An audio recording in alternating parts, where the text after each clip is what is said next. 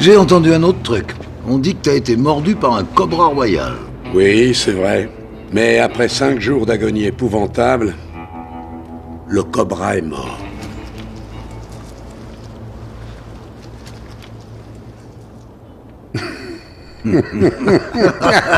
Un Booker, ça me fait plaisir de te voir. Salut les amis, c'est iNote Ciné. Comme vous venez de voir dans l'intro, bah oui, Chuck Norris qui est décédé. Enfin, normalement. Parce qu'on sait jamais quel tour il peut nous faire, lui, avec les Chuck Norris Facts. Les Chuck Norris Facts, vous savez, les mêmes qu'il y a eu sur Chuck Norris. Hein. C'est pour ça d'ailleurs que ce que vous avez vu déjà sur la vignette et puis ce qui était dit, c'est vraiment des mêmes qui sont sortis. Hein. Chuck Norris n'est pas mort, c'est la mort qui est Chuck. Enfin bon, bref. C'est plutôt marrant de continuer à en faire d'ailleurs. Oui, donc il est décédé le 19 mars, exactement, hein, parce qu'on l'a su publiquement le 20 mars. Hein, donc il a été hospitalisé du coup à Hawaï après un entraînement apparemment qu'il faisait. Il venait de fêter ses 86 ans il n'y a pas si longtemps que ça, le 10 mars hein, d'ailleurs, donc 9 jours avant, il venait de fêter ses 86 ans. Et il disait je ne vieillis pas, et il avait même fait une vidéo, il disait je ne vieillis pas, je passe au stade supérieur. Il avait l'air en pleine forme, et puis ça a été très vite. Du coup là il s'est fait hospitaliser le 19 mars au matin, il a été emmené, donc il était à Hawaï, et il est mort dans la suite, dans la matinée, le 19 mars, et ça a été rendu public le 20 mars. Voilà, faut savoir qu'il avait déjà fait 2 infarctus en 2017, après avoir suivi un championnat, je crois, et il avait fait 2 infarctus consécutifs sur 45 minutes de temps, je crois. Après, il a été hospitalisé aussi, bon, il s'était remis jusqu'à maintenant, puis bon, apparemment, il avait repris encore les entraînements, il continuait à...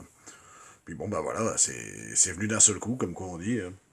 Et donc ça a été rendu public le 20 mars, c'est-à-dire il y a 2 jours, hier même. Et du coup, voilà, donc qu'est-ce que c'était Chuck Norris? C'était beaucoup de choses. C'était un acteur, c'était aussi un expert en arts martiaux, tout le monde le sait. C'était aussi, alors il était ceinture noire de taekwondo, de tang sudo, je crois, jiu-jitsu brésilien et de judo. Donc il a été 7 fois champion du monde de karaté en poids moyen. Je sais pas si vous avez imaginé, 7 fois champion du monde de karaté en poids moyen, 7 fois d'affilée, c'est-à-dire de 68 à 74. J'ai des trucs que je sais parce que j'étais assez fan, surtout de mon père. Il aimait bien Bruce Lee, il a aimé Chuck Norris, et puis j'ai vu beaucoup de films de Chuck Norris avec mon père aussi quand j'étais plus jeune, notamment ceux de Bruce Lee, et les premiers. Et donc qu'est-ce qu'on peut dire? Il a fait l'US Air Force aussi, avant de... Alors il a été dans l'US Air Force évidemment, il était jeune, il était dans l'US Air Force bien avant, et c'est là qu'il a commencé à remporter plusieurs championnats, et c'est après qu'il est de 68-74, là il est devenu vraiment champion 7 fois d'affilée, et il a commencé à faire des films à cette époque-là. Hein. En 68, il a joué dans Matt Helm règle son compte, je crois, enfin avec Dean Martin, il joue dedans, il joue un petit rôle, et puis il a commencé vraiment en 1972 avec Bruce Lee dans La Fureur du Dragon. Et oui, ça on peut pas l'oublier. Alors si je peux vous conseiller déjà, du coup, une carrière, alors déjà qu'il était champion, mais en même temps, qui c'est qui lui a donné envie de faire le cinéma? C'est déjà Bruce Lee qui l'a choisi, justement pour incarner Colt, donc le méchant, on va dire, de l'affaire du dragon, c'est lui qui l'a choisi, parce qu'il était ami avec, c'était aussi un de ses élèves. Il était élève avec de Bruce Lee, comme Steve McQueen, et c'est Steve McQueen après qui lui a dit continue dans le cinéma, avec les arts martiaux, ça va marcher. Et il a suivi le rythme, et il a fait du cinéma, effectivement. Et il faut savoir que Bruce Lee avait aussi des élèves comme Steve McQueen, James Coburn, dans ces années-là. Et du coup, ils sont devenus très amis, et il a joué dans l'affaire du dragon, donc l'ennemi de Bruce Lee, on va dire. Donc c'est là qu'il le bat, évidemment, à la fin, mais bon, c'est vraiment... c'est les débuts de Chuck Norris, on va dire, au ciné. Hein. C'est vraiment celui-là qu'il a commencé à jouer. Et donc La Fureur du Dragon, donc je vais vous donner quelques films de Chuck Norris, hein, évidemment, parce qu'il y en a quand même quelques-uns qui sont sympas à regarder. Alors je sais, on va dire, ouais, c'est des films d'action, c'est bourrin, c'est pas très imaginatif, des fois, oui, il a pas fait que des bons films, c'est vrai. Mais ceux qui étaient plaisants à regarder, on sait qu'on regarde un film d'action, on met le cerveau sur off, et puis on regarde, et puis voilà, hein, c'est vrai que des fois, faut pas chercher, mais des fois, bon, c'était quand même plaisant à regarder, il y avait des bons trucs, et puis il y avait quand même des bons films que moi j'aimais bien regarder avec mon père aussi. Alors, le premier, évidemment, c'est La Fureur du Dragon, celui que je vous disais, avec Bruce Lee, c'est pour ça que j'ai mis cette image, d'ailleurs, cette image où on les voit ensemble, Bruce Lee et Chuck Norris, donc là, c'est un film de 1972, et où Bruce Lee, évidemment, bon, c'est le héros du film, hein, il essaye d'aider la famille d'un ami qui se fait un peu harceler par des racketteurs, et puis alors, du coup, lui, Bruce Lee va les aider, et puis à force de combattre des malfrats, d'autres malfrats vont finir par engager un... Comme il est fort en combat, ils vont engager un redoutable champion d'arts martiaux américain qui s'appelle Colt, et c'est Chuck Norris. C'est pour ça qu'à la fin, la baston, elle est vraiment monumentale, ça se passe dans le Colisée de Rome. Donc regardez ce film, pour ceux qui l'ont pas vu, je pense que les 3 quarts l'ont vu. Voilà, ensuite quelques films à regarder avec Chuck Norris. Alors il y a l'espèce de diptyque qu'on appelle Œil pour œil et Dent pour dent. Il faut savoir que Dent pour dent est sorti avant, Œil pour œil 2 ans après, et ce n'est pas du tout la suite.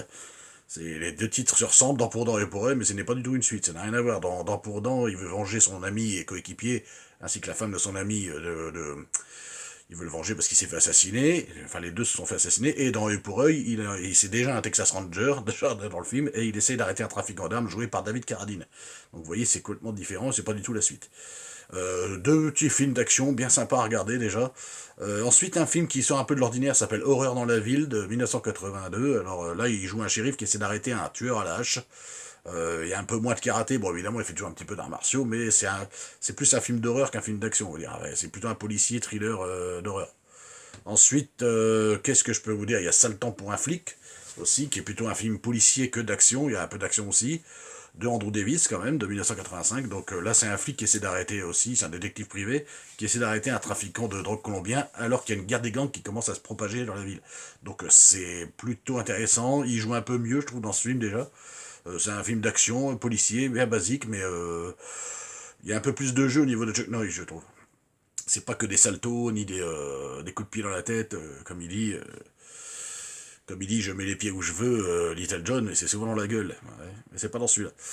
Alors, il y a aussi, bien sûr, bon, il y a les diptyques Delta Force 1 et 2, bien sûr le Delta Force, le premier avec lui et Lee Marvin. Le 2 est un peu moins bien, mais bon, c'est sympa à regarder, mais je préfère largement le premier. Et bien sûr, la trilogie Portée disparue, avec Chuck Norris, donc, et qui joue James Braddock. Et c'est justement dans Portée disparue 3, donc Braddock, qu'il dit cette fameuse phrase « Je mets les pieds où je veux, Little John, et c'est souvent dans la gueule. » Bon, je vous la mettrai peut-être si vous êtes gentil. Il y a les films que je m'avais fait marrer, c'était Top Dog avec le chien, c'était marrant ça. C'est un film de 94 si je dis pas de bêtises. Alors il enquête avec un kleps, alors enfin avec un chien. Et c'est marrant, c'est sympa à regarder quoi. Si vous voulez, c'est un flic. Dans l'histoire, c'est un flic assez âgé qui enquête avec son chien, et ça, et ce monsieur âgé, ce flic âgé se fait assassiner. Et le chien est laissé pour mort aussi, je crois. En fait, le chien, il est pas mort du tout. Et le coéquipier du flic âgé, c'était Chuck Norris, et il va vouloir le venger, et il va devoir enquêter aussi avec le chien, malheureusement. Et c'est là que ça va s'en suivre des situations assez marrantes, quoi. Bon, c'est sympatoche à regarder, voilà. Et bien sûr, il apparaît dans Expendables 2, plus tard en 2012, avec toute la clique, donc Stallone, hein, d'où l'intro que vous venez de voir aussi. Stallone, Statham, Jet Li, Dolph Lundgren, Randy Couture, on croise Jean-Claude Van Damme, Bruce Willis, Schwarzenegger, et j'en passe. Et bien sûr, et évidemment, comment ne pas citer la série qui l'a fait revenir après, entre les années 90, bon, il y a encore un peu de films, mais la série qui l'a maintenu de 93 jusqu'à 2001 pendant 8 saisons, c'est Walker Texas Ranger, évidemment, qui a marché pendant 8 ans, quasiment, voilà, et qui a même eu un téléfilm de fin de série en 2005. Et comment ne pas citer Walker, justement, le truc du dimanche après-midi, le dimanche midi devant le poulet frites, comme disent les gens, le poulet frites du dimanche devant Walker. Comment ne pas citer ce Walker Texas Ranger, quoi. Et voilà. Donc, évidemment, il y a eu aussi... il a participé après dans des séries TV, il a participé en 2020 à un épisode d'Hawaii 5-0. Et puis il a participé à 2 films qui sont pourris en 2024, qui s'appellent Agent Recon et Zombie Plane. Bon, c'est 2 films pourris, il a participé comme ça, il fait une apparition dedans.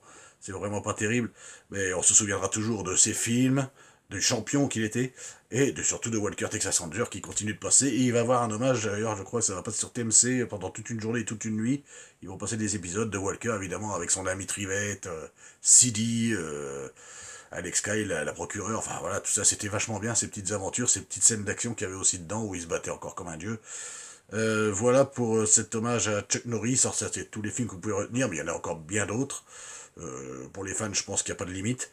Et voilà les amis, abonnez-vous à la chaîne si c'est pas encore fait, le petit pouce bleu, la petite cloche, likez, partagez, puis on se retrouve demain pour une autre vidéo. Salut. Braddock, je vous préviens, attention où vous mettez les pieds.